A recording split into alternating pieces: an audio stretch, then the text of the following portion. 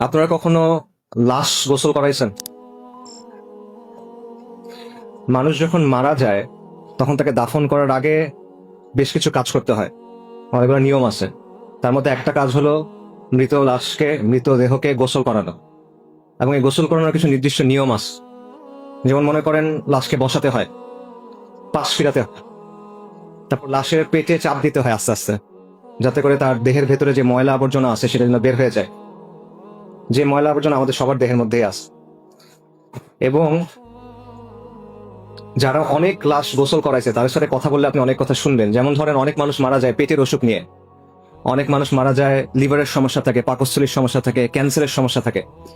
এরকম মানুষকে যখন গোসল করানো হয়, যখন পেটে চাপ দেওয়া হয়, তখন শুধু আবর্জনা বের হয় না, পুজ বের হয়, রক্ত বের হয়। অনেক সময় শরীরের ভেতরে যে অঙ্গ ছিল লিভার, এটা গলে বের হয়ে আসে। অনেক সময় খণ্ড বিখণ্ড হয়ে বের হয়ে আসে, অনেক দুর্গন্ধ হয়। তখন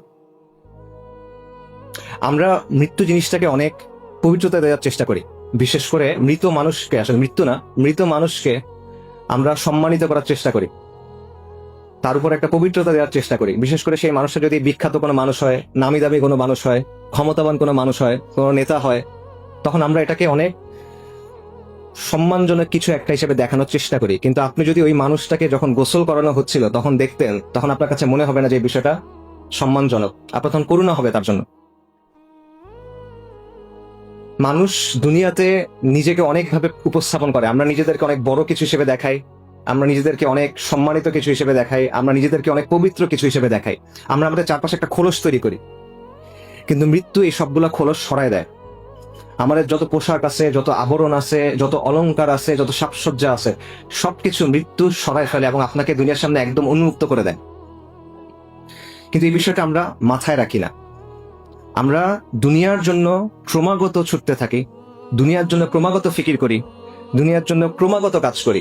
আমাদের সব চিন্তা দুনিয়া নিয়ে, যে দুনিয়াতে আমার জীবনটা কিভাবে আরো কমফোর্টেবল হবে, আরামদায়ক হবে, দুনিয়াতে আমার জীবনটা কিভাবে আরো সম্মানজনক হবে, দুনিয়াতে আমার জীবনটা কিভাবে আরো সচ্ছল হবে, দুনিয়াতে আমার জীবনযাপনের স্টাইলটা, মানে লাইফস্টাইলটা কিভাবে আরো উন্নত হবে, কিভাবে আমি অমুক জিনিসটা কিনবো, কিভাবে আমি অমুক জিনিসটা ব্যবহার করব, কিভাবে অমুক জায়গায় যাব। সব চিন্তা ভাবনা আমাদের এই জায়গা নিয়ে। কিন্তু যে জিনিসটা আপনার কাছে আসতেছে, মৃত্যু, ওই মৃত্যুটা যে সম্মানজনক হবে আপনার, ওই মৃত্যুর পরে যে জীবনটা আপনার জন্য অপেক্ষা করতেছে, সেটা যে সম্মানজনক হবে কিনা, সেটা নিয়ে আমরা একেবারেই চিন্তা করি না। আমরা এটা নিয়ে একেবারে গাফেল, উদাসীন।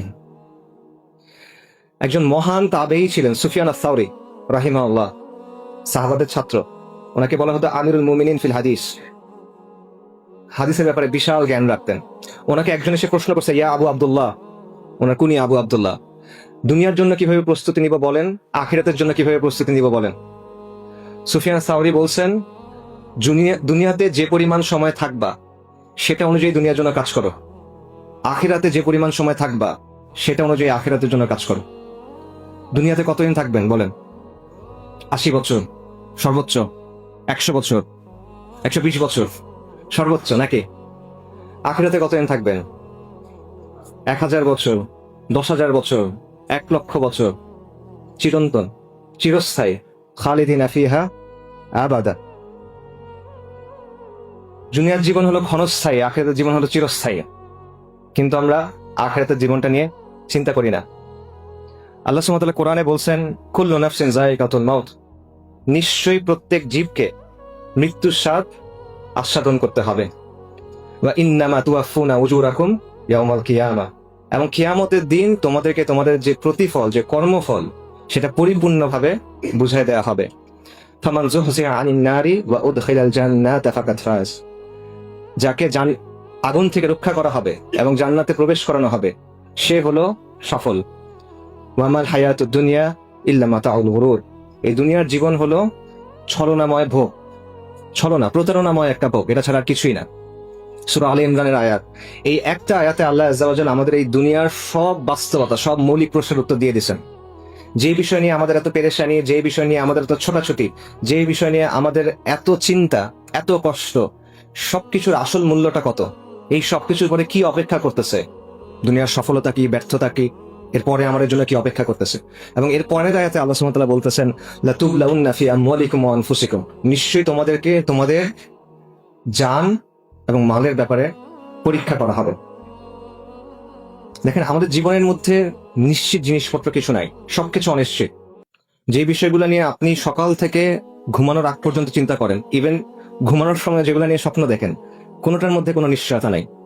আমাদের উপার্জন, আমাদের পড়াশোনার রেজাল্ট, পরিবারে কি হবে, বাচ্চার কি হবে, সন্তানের কি হবে, স্ত্রীর কি হবে, পিতামাতার কি হবে, দুনিয়াবি যত চিন্তা আছে, যা কিছু নিয়ে আমরা চিন্তা করতেছি, কোনোটার মধ্যে কোনো নিশ্চয়তা নাই, নিশ্চিতভাবে জানার সুযোগ নাই।